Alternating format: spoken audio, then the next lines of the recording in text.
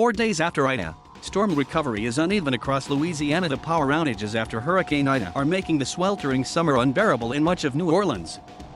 But that misery is compounded in some areas outside the city by a lack of water, flooded neighborhoods, and severely damaged homes. 4 days after the Ida struck, the storm's lingering effects were being felt unevenly across Louisiana.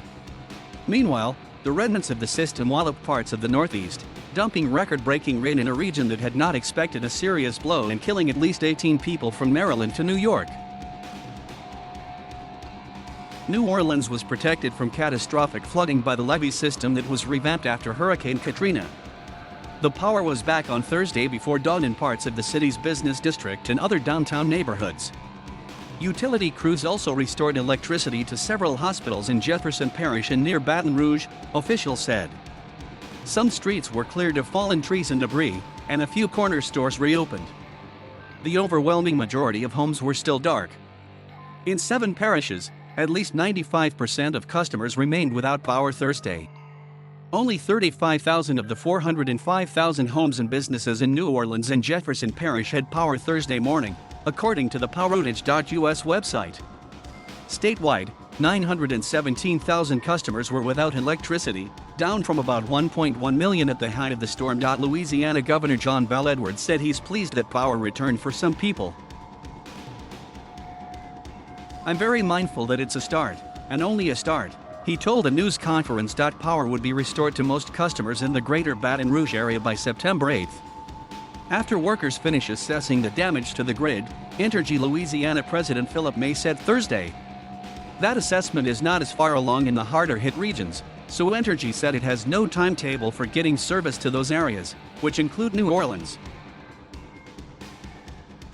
The hurricane that hit Sunday with 150 miles per hour winds was tied for the 5th strongest hurricane ever to hit the mainland U.S. It tore apart water systems too. At least 600,000 customers had no running water.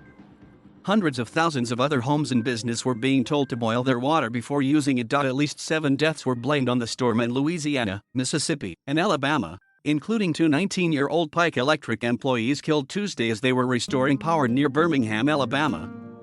Investigators were still trying to determine exactly how they were killed. Outside New Orleans, neighborhoods remained flooded and residents were still reeling from the damage.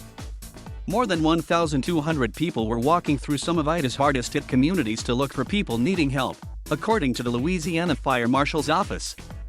President Joe Biden was scheduled to visit Louisiana on Friday to survey the damage, the White House said. Gail Lawrence lost 2 cars, refrigerators, and almost everything in her garage to floodwaters in southern Louisiana's Plaquemines Parish. The garage was filled with marsh grass and dead fish. Scores of other homes in the neighborhood were also flooded. "The house is solid. It didn't even move.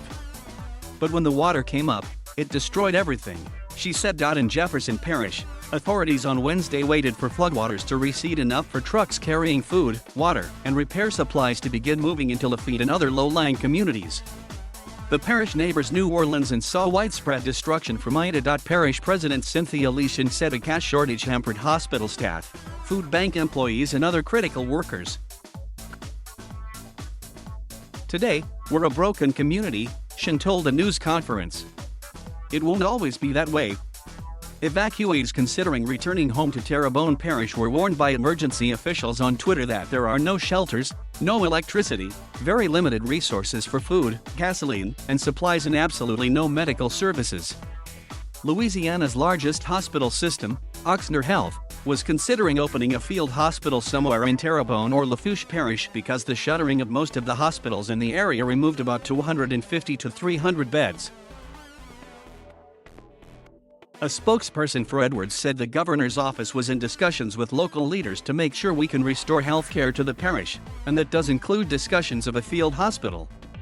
But the plans were not final. As the staggering scope of the disaster began to come into focus, a private firm estimated the total damage from Ida could exceed $50 billion, making it among the costliest U.S. hurricanes. Hard-hit areas in southeast Louisiana were also under a heat advisory Thursday. Forecasters warned that combined heat and humidity could make some areas feel like 106 degrees Fahrenheit. New Orleans officials opened 7 places where people could get a meal and sit in air conditioning.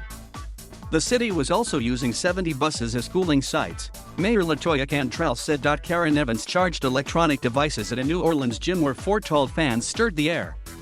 Her home in the city was not damaged, but she was struggling without power.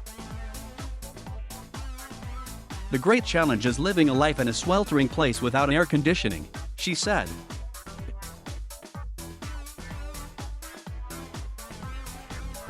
Thank you for watching. Please subscribe.